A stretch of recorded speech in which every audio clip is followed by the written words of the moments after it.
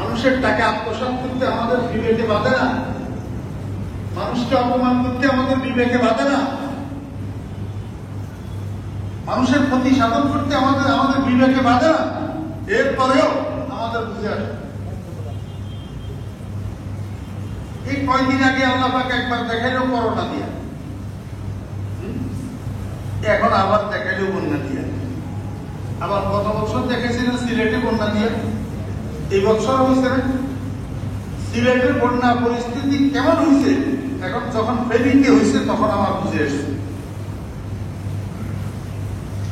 বন্যা পরিস্থিতি কেমন। আপনারা যদি বন্যা পরিস্থিতি না পড়েন তাহলে বুঝবেন না বন্যা পরিস্থিতির কষ্ট কেমন।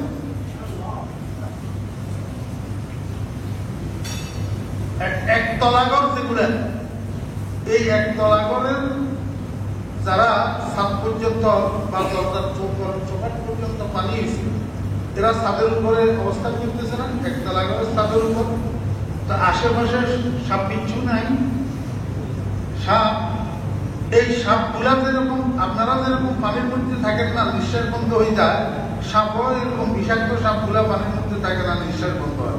এরা এই জন্য শুকনা জায়গা তালাশ করে। এই জন্য যেই ছাদের উপরে মানুষ উঠতেছে আশ্রয়ের জন্য, ওই ছাদের উপরে সাপ উঠতেছে আশ্রয়ের জন্য। আমি বলি ধ্বংসন না করুন, না কামড়াক, কিন্তু ভয়টা কেমন হয় তখন, কেমন ভয় হয়।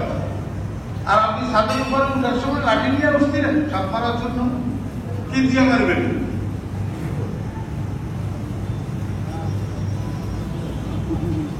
মানুষ একটা কয়দিন পানি না খেয়ে বাঁচতে পারে, আর এই বন্যার পানি এগুলা খাওয়া মানে তো বিষ খাওয়ার সময়।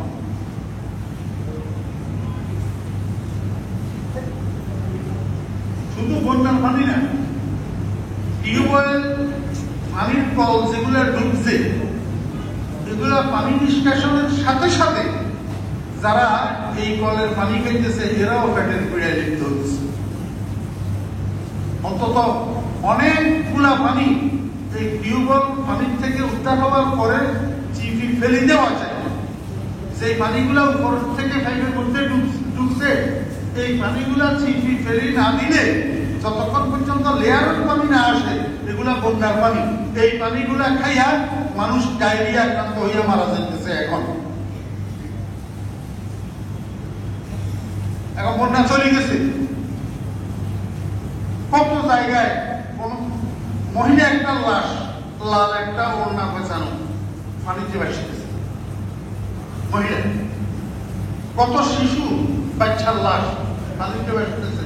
এখন এই পানি নামিয়ে দেওয়ার পরে এখানে ওইখানে ছড়াইয়া হাজার হাজার মানুষের লাশ।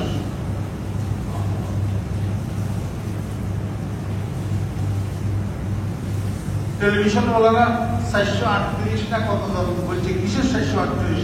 হাজার হাজার মানুষ মারা গেছে। এরপরে আমাদের বুঝে আসে না, টাকা টাকা টাকা টাকা টাকা।